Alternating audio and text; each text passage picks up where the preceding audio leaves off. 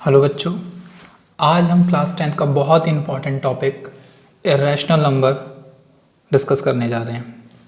बहुत important topic है, exam में हर बार आया है। Prove that under root 5 is an irrational number. हमको अंडर रूट 5 को इरेशनल नंबर प्रूव करना है। याद रखिए, इसको कंट्राडिक्शन मेथड से प्रूव करते हैं। तो कंट्राडिक्शन मेथड से हम इसका उल्टा लेके चलते हैं। इट इज़ पॉसिबल डेट, आपको पूछा है क्वेश्चन, अंडर रूट 5 जो है वो इरेशनल नंबर है। मैं मान के चल रहा हूँ कि अंडर रूट 5 जो है वो इरेशनल नंबर नहीं है, रैशनल नंबर है। अगर ये रैशनल नंबर है तो आप क्या कर सकते हैं, अंडर रूट 5 को a अपॉन बी के फॉर्म में डिनोट कर सकते हैं। क्यों? क्योंकि अगर ये रैशनल नंबर है तो भाई रैशनल नंबर की डेफिनेशन को सेटिस्फाई करेगा। रैशनल नंबर की डेफिनेशन क्या बोलती है? a upon b where a and b are integers and b is not equal to 0 and a comma b are co-prime। ये कंप्लीट डेफिनेशन है इसकी, इक्वेशन नंबर 1। को-प्राइम क्या होते हैं, इसके लिए मेरा फर्स्ट वीडियो देखिए आप लोग, उसमें को-प्राइम मैंने डिस्कस किया है। को-प्राइम ऐसे पेयर में होते हैं जो एक दूसरे से डिवाइड नहीं होते, जिनका कॉमन फैक्टर 1 होता है। जैसे कि 2 और 3, 14, 15, ये को-प्राइम है क्योंकि इनके कॉमन फैक्टर क्या होते हैं? 1 होते हैं, एक दूसरे से कैंसिल नहीं होनी चाहिए। ओके, नेक्स्ट स्टेप ये है, कभी भी याद रखिएगा स्क्वायर को हटाने के लिए स्क्वायर रूट करना पड़ता है दोनों साइड, बोथ साइड स्क्वायरिंग। दोनों साइड यदि आप स्क्वायर करते हैं तो कुछ इस तरीके से होगा। वो अंडर रूट 5 का होल स्क्वायर 5 होता है, a का होल स्क्वायर a, b का होल स्क्वायर b स्क्वायर। याद रखिएगा, स्क्वायर से स्क्वायर रूट कैंसिल हो जाता है तो 5 आ जाता है। या किसी भी इरेशनल नंबर का होल स्क्वायर एक रैशनल नंबर होता है, आप इस तरीके से भी देख सकते हैं। मल्टीप्लाई में, डिवाइड में है तो b स्क्वायर इधर आके मल्टीप्लाई में हो जाएगा। आप इसको जनरली कुछ इस तरीके से भी लिख सकते हैं। Equation number 2, equation number 2 says that, equation number 2 कह रही है, क्या कह रही है कि a square is divisible by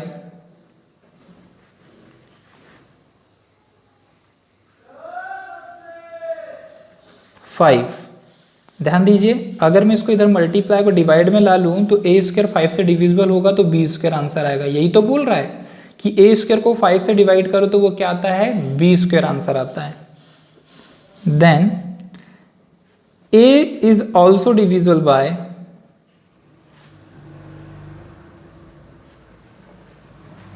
5।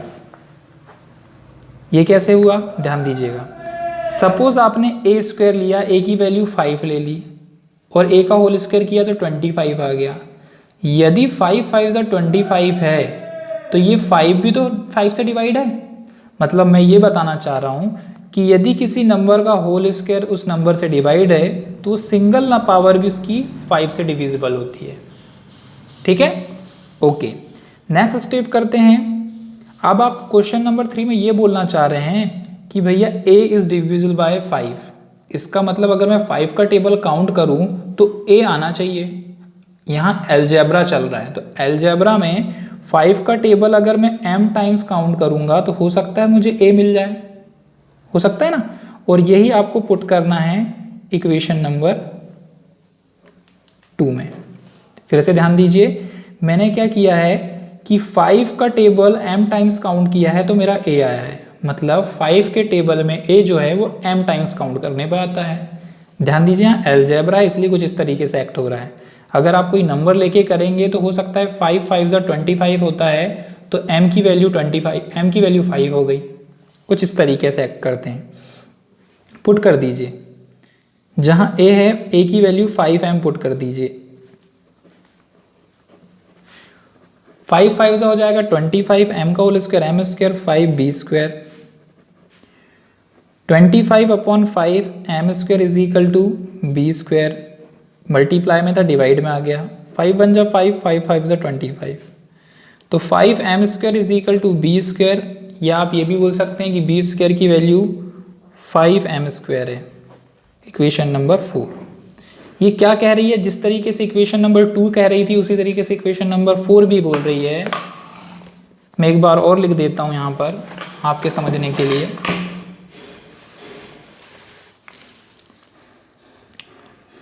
B square is equal to 5m square.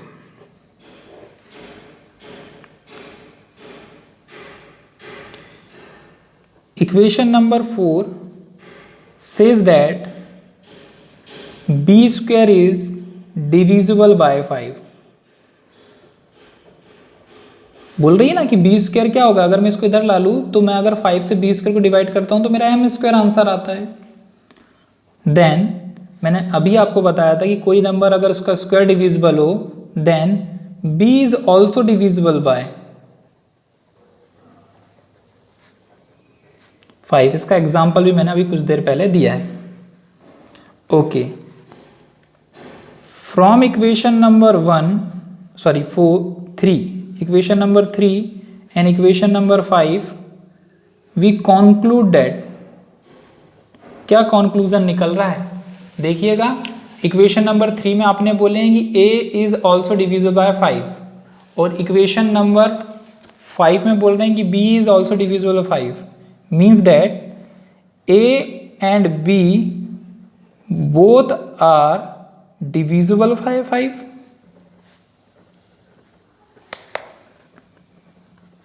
which is the contradiction to our supposition। हमारे सपोजिशन का कंट्राडिक्शन है। क्यों? Because A and B are coprime. आपने बोले हैं ना, रैशनल नंबर की डेफिनेशन में ही बोले थे आपने कि A और B को प्राइम है, और को प्राइम की खास बात ये होती है कि उनका कॉमन फैक्टर सिर्फ 1 होता है, और यहाँ पर आपने कॉमन फैक्टर क्या निकाल दिए 5। इसका मतलब आपकी बात गलत हुई। क्वेश्चन ने जो बोला था वो सही बोला था। क्वेश्चन ने बोला था कि √5 इर्रेशनल नंबर है, और ये सब गलती क्यों हुई? क्योंकि आपने √5 को रैशनल नंबर माना था। तो ये कंट्राडिक्शन मेथड होती है कि आप लेट करके चलिए, यदि आप कहीं गलत फंस गए हैं तो ये कंट्राडिक्शन हो जाता है और क्वेश्चन की जो बात होती है वो सही हो जाती है। Hence √5 is an irrational number. इसका मतलब √5 क्या था? इर्रेशनल नंबर था। Hence proved. आई होप आपको समझ में आया होगा। तो चलिए बच्चों, इसी पे डिपेंडेंट एक और क्वेश्चन डिस्कस कर लेते हैं। √7 इज एन इर्रेशनल नंबर। बहुत ही इंपॉर्टेंट टॉपिक है, याद रखिएगा। इट इज़ पॉसिबल डैट √7 को आप रैशनल नंबर मान लीजिए। हमने अभी पढ़े कि कंट्राडिक्शन मेथड में हम उल्टा मान के चलते हैं। भाई रैशनल नंबर है √7, हम मान लेते हैं रैशनल नंबर है। यदि रैशनल नंबर है तो a/b के फॉर्म में लेट किया जा सकता है ना, क्योंकि रैशनल नंबर को हमेशा a/b के फॉर्म में लिखते हैं, जहाँ b = 0 नहीं होना चाहिए, डिनोमिनेटर 0 नहीं होना चाहिए, a and b are integers होना चाहिए, और a और b को प्राइम भी होना चाहिए। को प्राइम का मतलब होता है कॉमन फैक्टर 1 होना। स्क्वायर रूट हटाने के लिए दोनों साइड स्क्वायर करेंगे, स्क्वायर से स्क्वायर रूट हट जाएगा 7, उसके होल स्क्वायर हो जाएगा a का होल स्क्वायर b का होल स्क्वायर, b स्क्वायर इधर जाएगा 7b स्क्वायर हो जाएगा is equal to a square की वैल्यू 7 × b स्क्वायर हो जाएगी। एज इट इज़ जैसे आपने √5 का देखे थे वैसे ही √7 का है। आपको क्या करना है, इक्वेशन नंबर 2 सही कर रही थी कि a स्क्वायर 7 से डिविजिबल होगा। मैंने अभी बताया था यदि कोई नंबर का होल स्क्वायर a से डिविजिबल हो तो वो सिंगल नंबर भी 7 से डिविजिबल होता है। तो सिंपल सी बात है, यदि a 7 से डिविजिबल हो रहा है मतलब a के टेबल में 7 के टेबल में a आ रहा है। जैसे कि अगर आप यहाँ पर 7 लिख दो तो 7 इज डिविजिबल बाय 7, यस 7 × 1 = 7। तो हमें नहीं पता कि a कितने टाइम्स होता है, हमने मान लिया कि a जो होता है वो 7 टाइम्स आता होगा, m टाइम्स आता होगा, 7m जा a होता होगा। वही चीज़ पुट कर दीजिए इक्वेशन नंबर 2 पे, a के प्लेस पे 7 का होल स्क्वायर 49 हो जाएगा, m का होल स्क्वायर m स्क्वायर हो जाएगा, 7 7 जा 49 होता है, b स्क्वायर की वैल्यू 7m हो जाएगी। यहाँ भी b square is divisible bye 7 है, ये साफ साफ बोल रहा है कि 7 से डिवाइड करोगे b को तो m स्क्वायर आएगा। इसका मतलब वो सिंगल नंबर भी 7 से डिविजिबल होगा।